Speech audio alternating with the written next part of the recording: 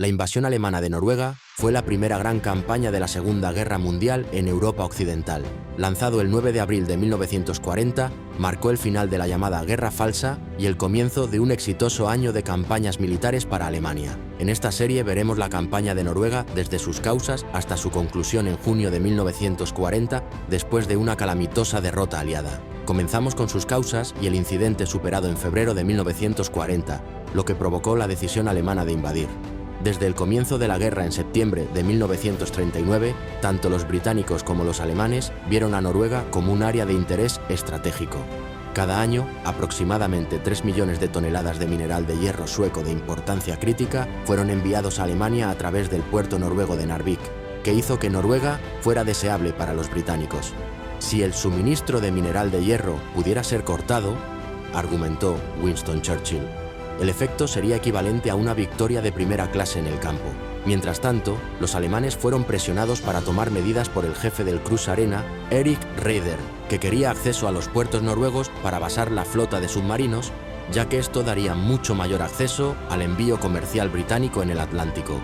El alto mando alemán tampoco tardó en reconocer la amenaza potencial para sus suministros de hierro, y a principios de 1940 se había preocupado tanto por la amenaza de una ocupación aliada de Noruega que había comenzado a planificar su propia invasión preventiva para vencerlos. Tenían razón al estar preocupados.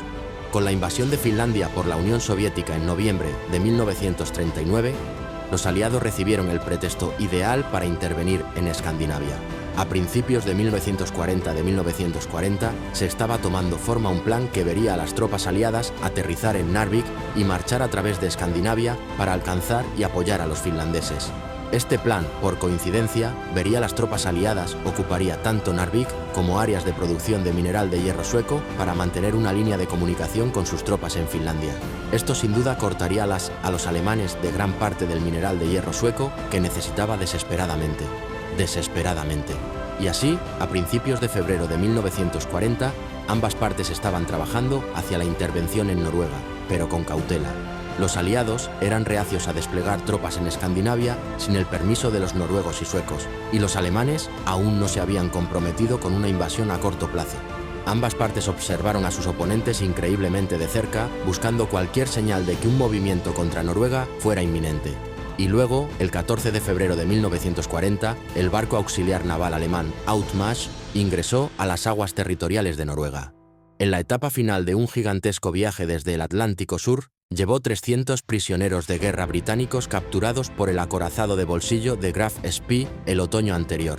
Después de la destrucción de Graf Spee en el puerto de Montevideo en diciembre de 1939 Altmark había huido hacia el norte, logrando evadir a las armadas británicas y francesas y llegar a la relativa seguridad de las aguas neutrales. Después de una inspección superficial de un barco noruego de Trondheim en la mañana del 14, al Altmark se le permitió al vapor al sur. Sin embargo, ella aún no estaba libre de casa. Cuando Altmark se acercó al puerto de Bergen, se acercó a un área restringida de agua que Noruega no permitió que los buques de guerra extranjeros se movieran. También, sabiendo que navegar la acercaría a cualquier barco británico en el área, el capitán superado Heinrich Dau optó por llevar su barco dentro de esta zona restringida independientemente. La respuesta noruega a esto fue rápida. Tank de trasero Nielsen, al mando de Bergen, ordenó una parada superada para otra inspección más completa. Esta vez, el oficial noruego que abordó la embarcación alemana le preguntó al capitán Dau si tenía prisioneros a bordo.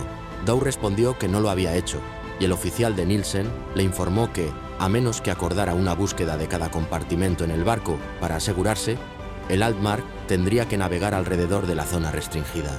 Dau se negó. Mientras los oficiales hablaron, los prisioneros británicos a continuación irrumpieron en un motín virtual para dar a conocer su presencia por los noruegos. A pesar de los intentos alemanes de ocultar el ruido, tuvieron éxito. Cuando el oficial de inspección regresó a su barco, hizo un informe completo que Nielsen transmitió al gobierno en Oslo. La embarcación ha rechazado visitas adicionales y, por lo tanto, el paso a través del área defendida se niega. Es probable que los prisioneros de guerra estén a bordo. En esta noticia, el gobierno noruego entró en pánico. Queriendo evitar un incidente internacional a toda costa, Oslo decidió dar una dispensación especial superada para viajar por el área restringida, acelerando su viaje a casa. La orden emitida por el almirante de fondo Nielsen fue contramonado. Desafortunadamente para los noruegos y los alemanes, la noticia de la presencia de Outmark cerca de Bergen regresó a la embajada británica en Oslo, que mostró un mensaje al almirantazgo en Londres. En cuestión de horas, una fuerza de tarea de la Marina Real, que consiste en el Light Cruiser HMS Arathusa y 5 destructores, dejaron a Rosyth para interceptar el destacado. Los barcos británicos, liderados desde el destructor HMS Cossack por el capitán Philip Behan, se mudaron a la desembocadura del mar Báltico y luego barrieron hacia el norte con la esperanza de bloquear la ruta directa de Outmark a casa. El escuadrón de Behan fue ayudado por aviones de reconocimiento de la RAF y a principios de la tarde del 16 de febrero, el barco alemán fue avistado, abrazando la costa al sur de Egersund. En 2 horas, Arathusa y el intrépido Nivenhoe del destructor se pusieron al día con el capitán Dow. Cuando se acercaron los barcos británicos, encontraron 2 embarcaciones de patrulla noruega, Skaf y Kjell, escoltando Altmark. Los barcos noruegos no tomaron amablemente los intentos de Intrepid de colocarse entre Altmark y la costa. Las protestas de Skaf se encontraron con una curtitoria respuesta del destructor británico. Tengo mis pedidos. Mientras la extraña flotilla continuaba hacia el sur, jocando por su posición, Altmark comenzó a quedarse sin habitación. Más adelante, un grupo de pequeñas islas frente a la entrada a Jøsenfjord pronto dejaría el barco alemán prácticamente sin espacio para maniobrar si continuaba en su curso actual, pero dirigirlos al sur sería entregar el barco a los británicos. Concluyendo que su única esperanza era que los noruegos evitarían que los británicos aborden, el capitán Dow ordenó que los superados se volvieran duros para portarse y entraran en la entrada del propio fiordo. Jøsenfjord estaba cubierto con una delgada capa de hielo que se volvió más gruesa, más lejos en el fiordo que obtuvo el marco. Finalmente, la nave de Dow chocó contra una gruesa capa de hielo y se detuvo. El fuera de la marca ahora estaba atrapado. Justo después del anochecer, HMS Cossack y los otros 2 destructores británicos llegaron a Jøsenfjord. El capitán Behan no esperó tiempo, entrando en el fiordo para hablar con el alto oficial noruego en la escena a bordo de Kjell. Después de un breve intercambio de bromas, Behan exigió que los prisioneros a bordo estuvieran liberados. El oficial noruego, un teniente Halvorsen, respondió que no estaba al tanto de que ningún prisionero británico estaba presente en Outmark y le informó a Behan que tenía órdenes de resistir un intento británico de abordar a Outmark con fuerza.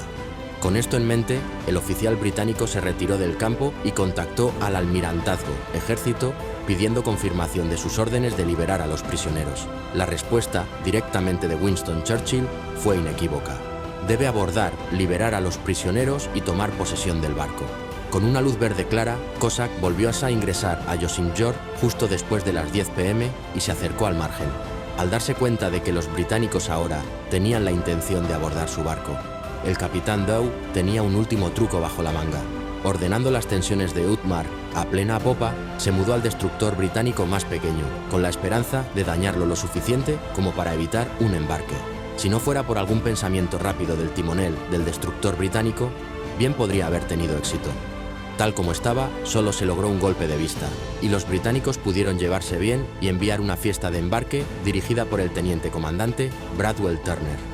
Después de un breve tiroteo con la tripulación alemana escasamente armada, los británicos pudieron obtener el control del barco.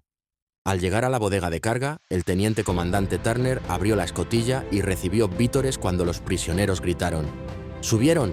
¡La Marina está aquí! Las consecuencias diplomáticas del incidente superado fueron inmensas e inmediatas. Noruega protestó enérgicamente ante la violación de su neutralidad por Gran Bretaña, mientras que los británicos argumentaron que Noruega no había podido proteger su propia neutralidad al permitir que los alemanes abusen de él. Comportamiento. En verdad, es una cuestión de opinión, y puedes presentar un caso válido, tanto en apoyo como de oposición a las acciones británicas en Jøsenfjord. Sin embargo, una cosa que está fuera de duda es que los alemanes aceleraron sus planes para invadir Noruega y Dinamarca como resultado.